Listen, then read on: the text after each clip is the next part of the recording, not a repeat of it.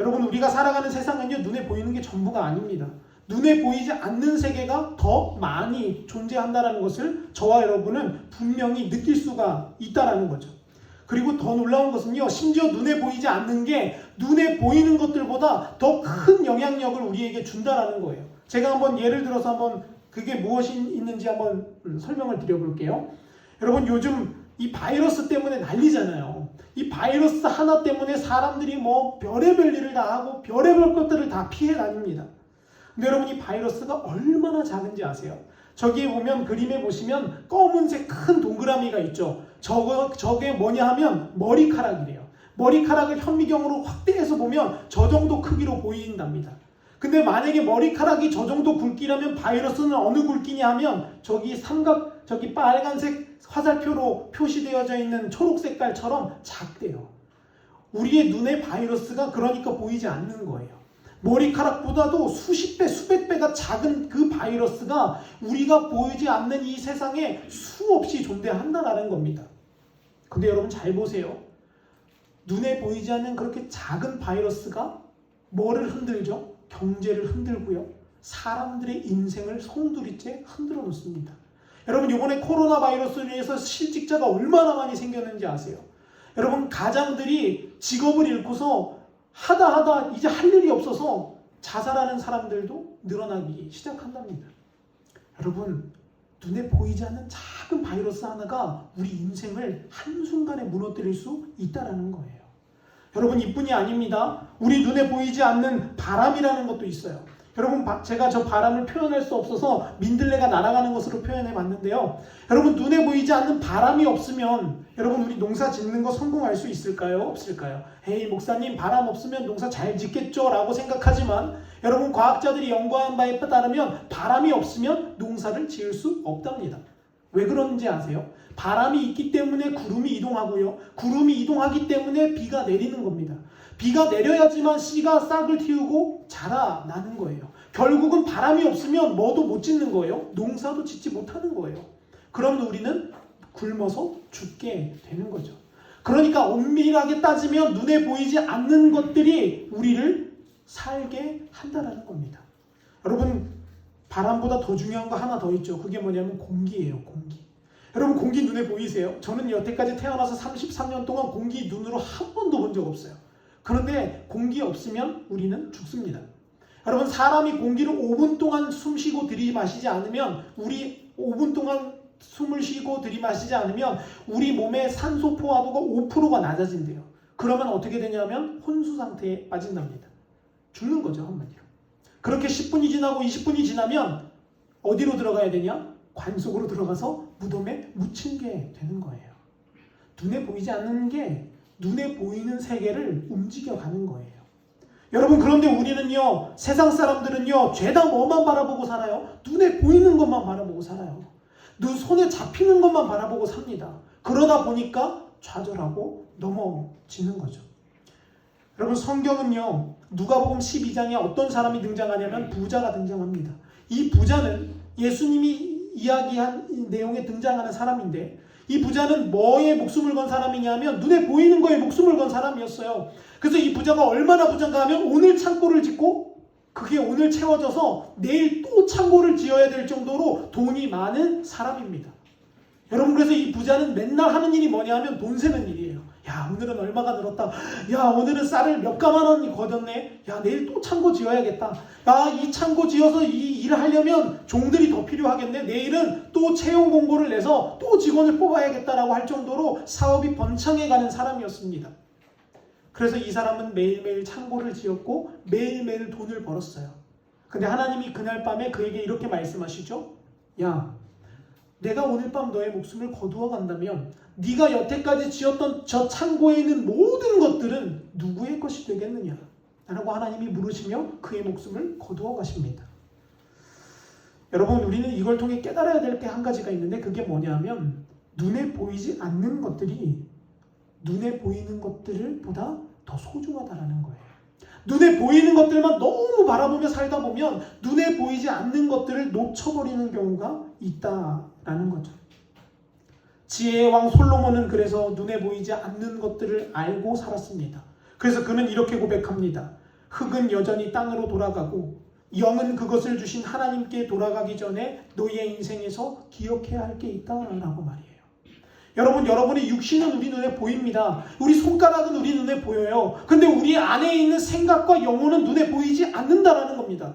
근데 지혜자인 솔로몬은 뭐라고 말하냐면 너희의 영이 하나님께로 돌아가기 전에 한번 깊이 생각해 봐야 한다라고 우리를 권면합니다. 그러면서 사도 바울도 오늘 본문에서 이렇게 이야기하죠.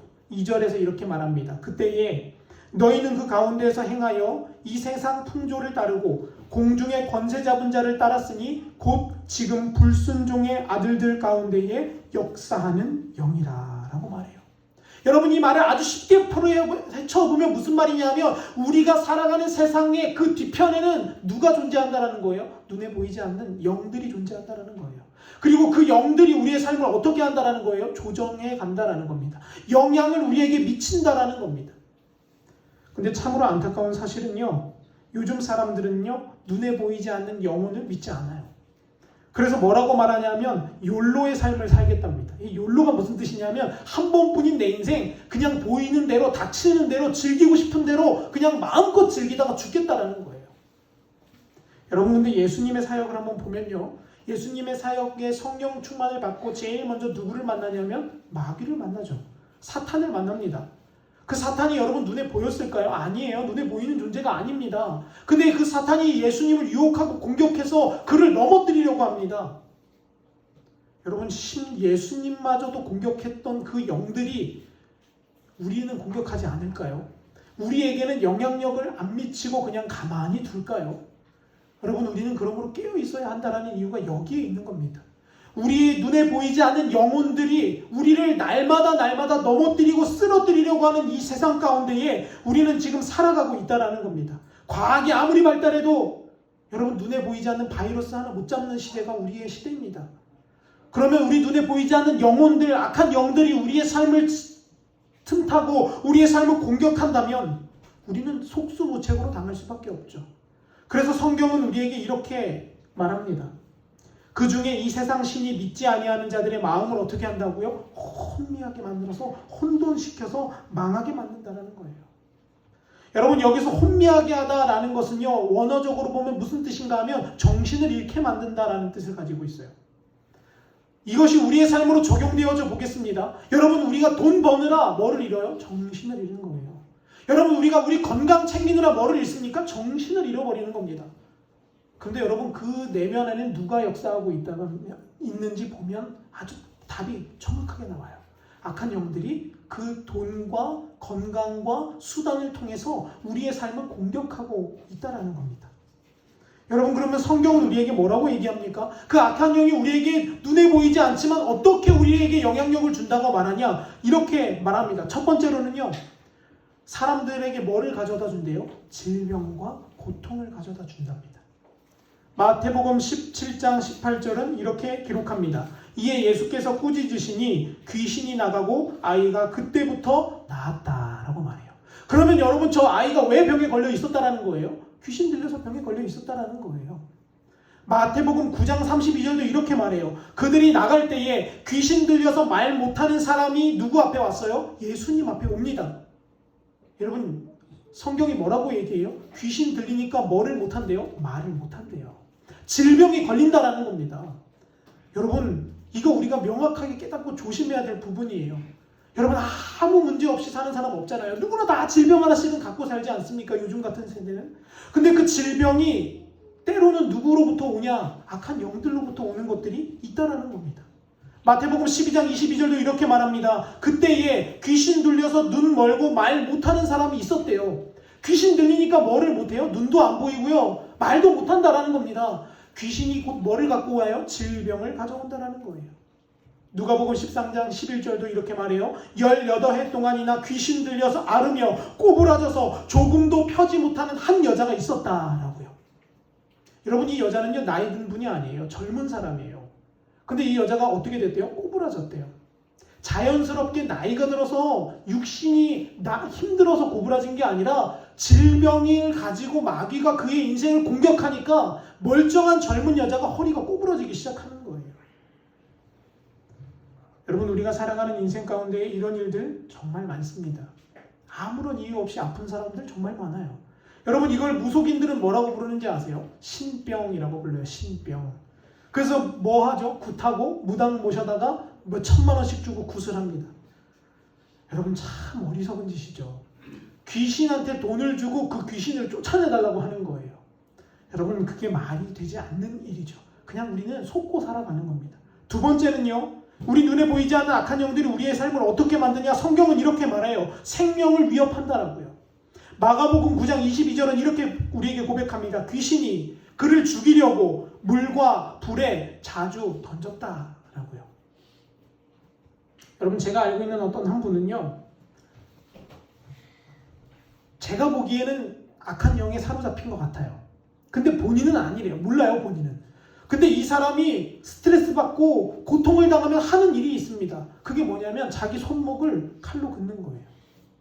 방에 들어가서 가만히 앉아서 자기도 모르게 자기 손목을 이렇게 긋고 있어요. 그리고 나서 병원에 실려가고요. 응급실에 입원하고요. 그리고 또 돌아와서 또 손목을 또 긋고 있습니다. 그래서 물었어요. 아니, 왜 자꾸 손목을 긋냐고. 그러니까 그분이 이렇게 말해요. 그렇게 하면 속이 좀 뻥 뚫리는 것 같아요. 여러분, 이거 누가 하는 일이에요? 악한 영이 하는 일이에요. 악한 영이 뭐를 위협한다고요? 생명을 위협한다니까요. 여러분, 그래서 누가복음도 이렇게 말하지 않습니까? 귀신이 그를 사로잡아서 갑자기 막 부르짖게 만들고 막 경련이 일어나게 만들고 막 쓰러지게 만들고 거품을 물게 만든대요. 죽게 만든다는 거죠. 여러분, 이런 일들이 왜 일어나냐면 악한 영들이 그의 삶을 공격하기 때문에 그래요. 그뿐이 아닙니다. 악한 영들은요, 눈에 보이지 않는 귀신과 사단은 우리를 어떻게 공격하냐? 우리의 일상생활을 불편하게 만듭니다.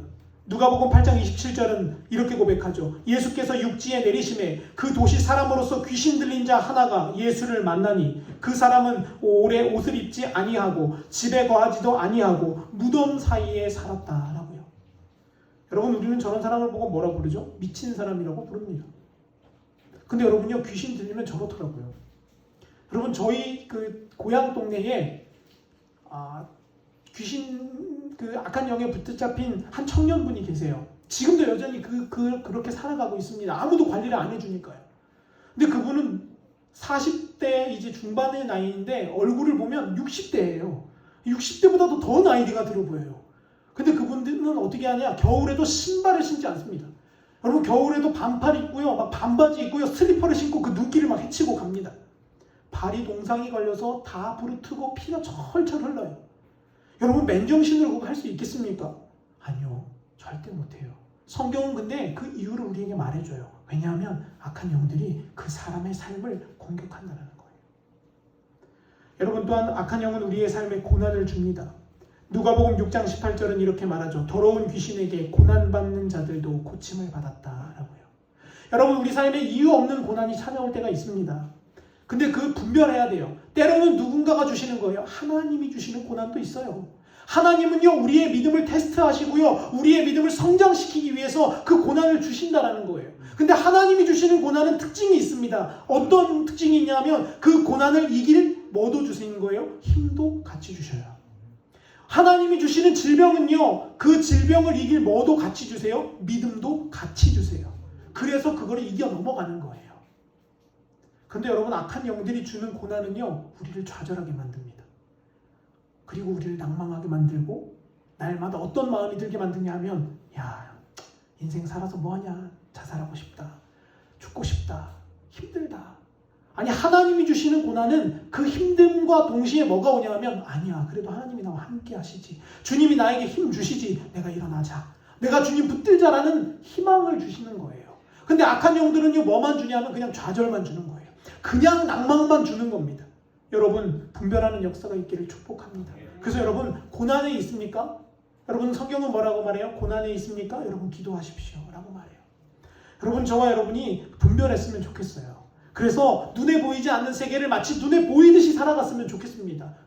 그래야지만 우리가 이 땅에서 승리하는 삶을 사는 거예요. 그리고 하나가 더 있어요. 여러분, 이거 요즘 사람들 거의 다 걸리는 겁니다. 네 번째는 뭐냐면, 이 시대의 풍조를 따라서 살다가 인생을 다 날려먹게 만든다는 거예요. 에베소서 2장 2절은 이렇게 말합니다. 그때에 너희는 그 가운데서 행하여 이 세상 풍조를 따르고 공중의 권세 잡은 자를 따랐으니 누구를 따라갔대요? 그게 바로 귀신을 따르는 거다라고 말해요. 여러분, 저는요 그래서 유행을 별로 좋아하지 않습니다. 왜냐하면 여러분, 옷도 뭐가 있어요? 유행이 있더라고요. 옷도 유행 따라 사서 입어야지만 사람들이 막 취급을 해준답니다. 제가 얼마 전에 한 공원을 갔는데 그 공원에 딱 보기에도 돈이 참 많으시고 이렇게 우아하게 차려입으신 아줌마 세 분이 앉아가지고 도시락을 이렇게 나눠 드시는 거예요. 대낮이거든요. 땡볕에서. 근데 옷은요 아주 뭐 어디 고급진 옷들 착 빼입은 거 입고 와가지고 핸드폰 착 보면서 거기서 꽃과 함께 사진을 착착 찍고 있는 겁니다. 제가 근데 보기에도 젊으신 분들은 아니에요. 적어도 한 60대 후반 정도, 중후반은 되셨을 거예요. 여러분, 예전 시절에 60대 중후반이면 무슨 생각을 하며 살까요? 이제 어떻게 앞으로의 인생을 잘 마무리할까? 이제 앞으로 어떻게 우리가 내 자녀들을 뭐 이런 생각을 하잖아요. 근데 그분들의 대화를 제가 잠깐 들었는데 뭘 대화하냐니까 이런 대화를 하더라고요. 야, 나 있잖아. 우리 남편이 이번에 사업이 좀 잘 돼가지고 차를 사려고 하거든. 야, 무슨 차 살까? 야, 빨간색이 있고 파란색이 있고 회색이 있어. 그런데 요즘 사람들은 파란색을 많이 탄대. 그래서 나도 파란색 타려고. 그러니까 그 옆에 있는 한 아줌마가 이러는 거예요. 야, 부럽다. 니네 남편은 잘 나가서 우리 남편은 삼식이야. 그래서 삼식이가 뭐냐 제가 인터넷 보니까 하루 세끼 밥만 먹고 아무것도 안 하는 사람을 삼식이라 그런대요. 우리 남편은 삼식이야. 야, 나 진짜 부럽다. 그러면서 서로 이야기를 주고받는 겁니다. 여러분, 무슨 핸드폰을 쓰는지, 무슨 차를 타는지가 이제는 세상 사람들의 관심이 되어져 버렸어요. 여러분, 교회도 그렇습니다. 교회에도요, 제가 참 놀라운 일은요, 여러분 죄송하지만 그냥 양해하고 들어주십시오. 참 놀라운 사실은요, 제가 어떤 교회에서 사역할 때 그 교회 성가대에서 쫙 앉아서 이제 여성분들이 쫙 앉아 있으면 여러분, 그 여성분들은 뭐로 자랑을 삼는지 아세요? 가방으로 자랑을 삼는데요. 가방. 무슨 가방을 들고 있냐에 따라 지위가 달라진답니다. 그래서 어떤 한 권사님이 좀 비싼 가방을 사오셨나 봐요. 그 가방을 탁 사고 탁 나타났는데, 아니, 성가대를 하려면 여러분, 성가대는 뭐 하는 게 목적이냐? 하나님을 찬양하는 게 목적이잖아요. 근데 거기 앉아가지고 참, 저 권사 저거 얼마 주고 샀을까? 저거 어느 백화점 걸까? 야, 열받네. 나도 사고 싶었는데 저 권사가 먼저 샀어. 야, 나 저거 사지 말고 난 다음에 딴 거 사야지. 그렇게 벼르다가 어떤 한 권사님이 특별 월급으로 뭐 보너스를 받은 게 있대요. 그래가지고 남편 몰래 그걸 톡 털어가지고 백화점을 가가지고 그 가방이 보다 더 좋은 가방을 하나 사갖고 왔다고 그 다음 주에 막 자랑을 하는 거예요. 제가 이 가방 샀어요. 이렇게. 여러분, 제가 속으로 웃었어요. 안타깝더라고요. 여러분, 우리는요 믿음의 사람 아닙니까? 그런데 어찌해서 우리가 세상의 풍조를 따라서 살아가냐라는 거예요. 세상의 풍조 뒤에는 악한 영이 우리를 조정하고 우리를 얽매고 우리를 죽음의 길로 몰아가려고 만드는데, 우리도 여전히 그 세상 풍조를 따라가는 사람들이 많이 있다는 겁니다. 그래서 사도 바울은 우리에게 뭐라고 말하냐면 이렇게 말합니다. 에베소서 1장 17절입니다. 우리 주 예수 그리스도의 하나님 영광의 아버지께서 지혜와 계시의 영을 너희에게 주셔서 하나님을 알게 만들어 주시기를 간절히 바란다라고 말해요. 여러분, 하나님 앞에 우리가 기도해야 될 건 뭐냐면요, 성령을 우리에게 주셔서 우리의 눈이 밝아지도록 우리가 기도해야 되는 거예요. 여러분, 왜 교회 다니고 신앙생활 한다라고 말하는데도 좋은 가방에 목을 매냐? 눈이 어두워져서 그런 거예요. 여러분, 사도 바울 보세요. 사도 바울 예수님 만나고 아나니아에게 안수 받으니까 그 눈에서 뭐가 벗겨졌다고 말해요? 비늘이 벗겨졌다라고 성경은 말합니다. 그러면 그 전에는 뭐가 씌어져서 살았다는 거예요? 비늘이 씌어진 상태에서 살았다는 거예요. 비늘이 씌어진 상태에서 사니까 예수 믿는 사람 죽이려고 쫓아다니는 겁니다. 사랑하는 성도 여러분, 인간은 스스로 100% 깨달을 수가 없습니다. 사람은요, 아무리 열심히 공부해도 세상의 이치를 다 모릅니다. 그렇기 때문에 성령의 도우심이 필요한 거예요. 그렇기 때문에 성령님이 우리에게 눈을 열어 주셔야지만 우리가 세상에서 승리할 수 있게 되어진다는 겁니다. 그래서 여러분 성도는 성령 받고 민감해야 됩니다. 아멘. 그래서 성도는요 죄와 마귀를 이겨야 되는 거예요. 여러분 서울에 보면요 예수비전교회라는 교회 담임 목사님 안희환이라는 목사님이 계십니다. 저랑 한 글자 차이예요. 근데 여러분 그 목사님은요 성결교 목사님이신데요 한쪽 팔이 없습니다. 왼쪽 팔이 없어서 의수를 끼고 있어요. 그 가짜 손 이렇게 만드는 거. 그래서 항상 어디를 가나 왼쪽 손은 이렇게 하고 오른쪽 손으로만 무언가를 하십니다. 근데 그 안희환 목사님이 자신의 삶에 고백을 하는 것을 제가 한번 본 적이 있는데 그 목사님께서 중학교 시절 사고로 팔을 잃으셨답니다. 근데 목사님이 이런 고백을 하세요. 근데 팔을 잃었기 때문에 내 영의 눈이 열려져서 하나님을 더 찾게 됐고 더 기도하게 됐고 더 부르짖을 수 있었고 더 말씀 앞에 목숨을 걸 수 있었다. 사람들은 나를 보고 팔 없다고 불쌍하다 생각하지만 나는 이 팔이 없음으로 인해서 내 영적인 레벨이 올라갔다라고 이렇게 표현을 하시더라고요. 여러분 오늘 만약에 여러분이 사고가 나서 팔 한쪽이 없어지신다면 저와 여러분 그렇게 고백할 수 있을까요? 제가 그 고백을 보면서 야 진짜 성령님이 그 눈을 열어주셔서 깨닫게 하시지 않고는 저런 고백 못하겠구나 라는 것을 제 스스로 그렇게 깨달았습니다. 여러분 성도는 이런 고백을 하는 사람이 되어야 합니다. 성령으로 눈이 띄어져서 우리 일상에 찾아오는 고난을 감사할 수 있어야 된다는 거예요. 여러분 근데 요즘은 다들 어떻게 사냐면 유행 따라서 재미 따라서 보이는 것 따라서 살기 바쁩니다. 여러분 돼지를요 도살장으로 끌고 가는 아주 현명한 방법이 있습니다. 저는요 돼지를 도살장으로 끌고 가려면 어떻게 할까 한번 생각을 해봤어요. 돼지를 묶어가지고 가야 되나?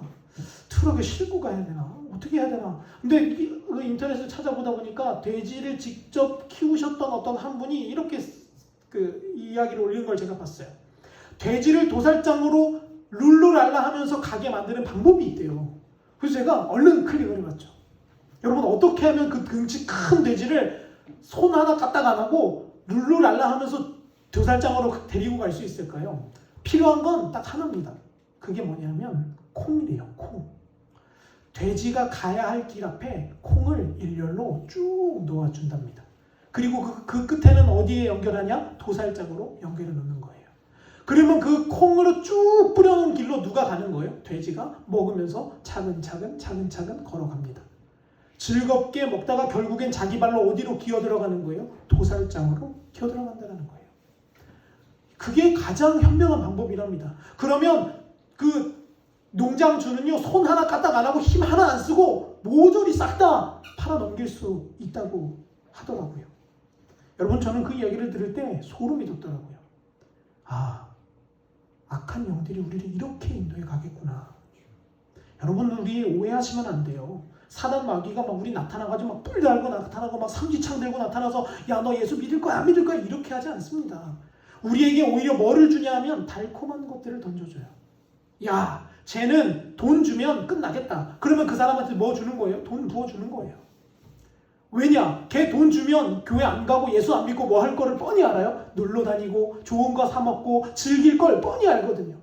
그럼 그 사람에겐 돈을 부어주는 겁니다. 근데 돈에 유혹 안 당하는 사람이 있죠. 돈 없어도 난 잘 산다. 이런 사람들이 있어요. 그런데 그런 사람에게도 약점이 있습니다. 남자라고 치면 여자이면 사주고 목 쏘는 사람 또 있어요. 그럼 돈 안 주고 그 사람한테 뭐를 주는 거예요? 여자를 붙여주는 거예요. 그럼 그 사람은 알아서 자기 발로 죽음의 길로 걸어가는 겁니다. 여러분 이게 바로 악하고 더러운 사단이 우리를 공격하는 패턴과 방법입니다. 여러분 사도 바울이 에베소서 2장 2절에서 뭐라고 말하냐면 우리의 뒤편에는 불순종하는 영들의 역사가 있다라고 분명히 말한다는 거예요. 여러분 면류관을 받으려면 그것을 분별해야 합니다. 그리고 깨달아야 하고요.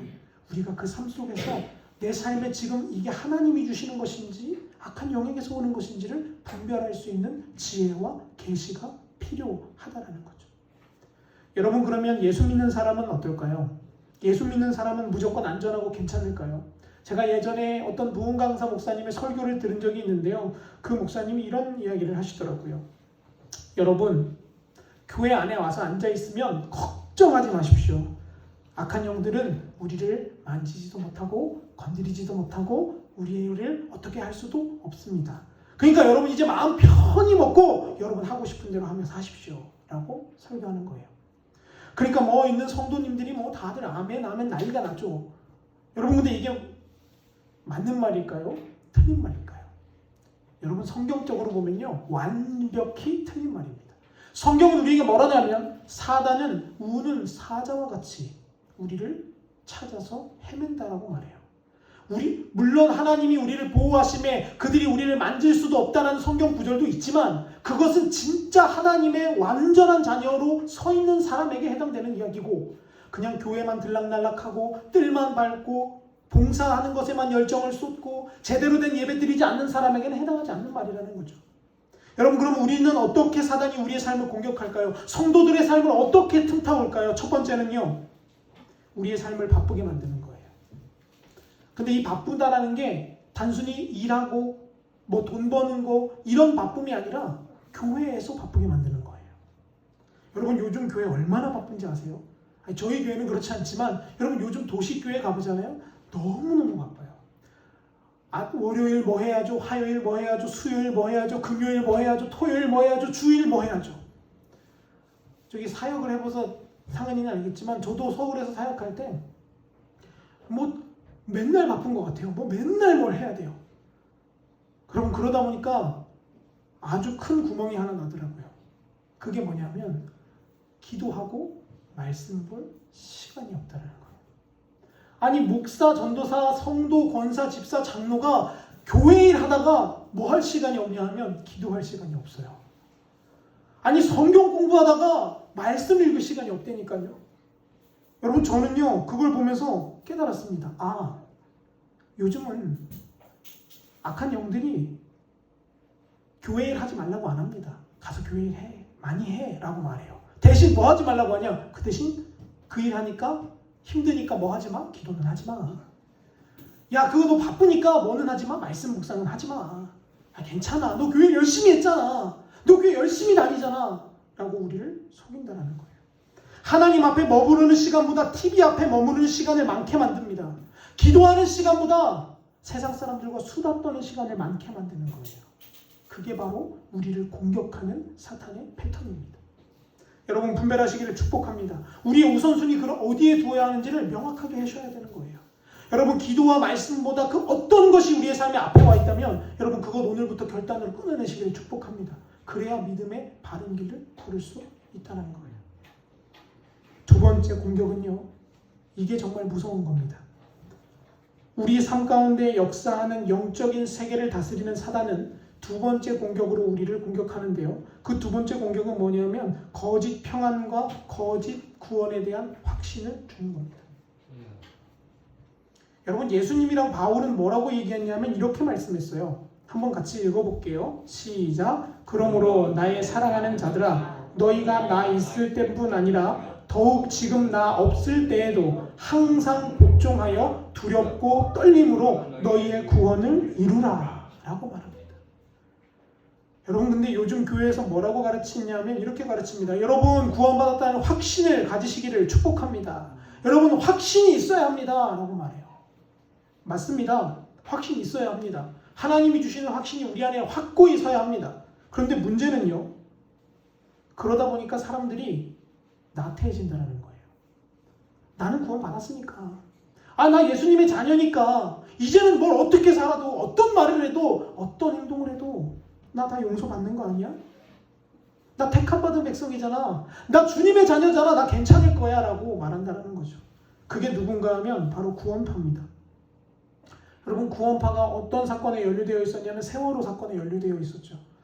여러분 세월호 사건에서 그 배를 소유했던 그게 구원파의 그 일부였습니다.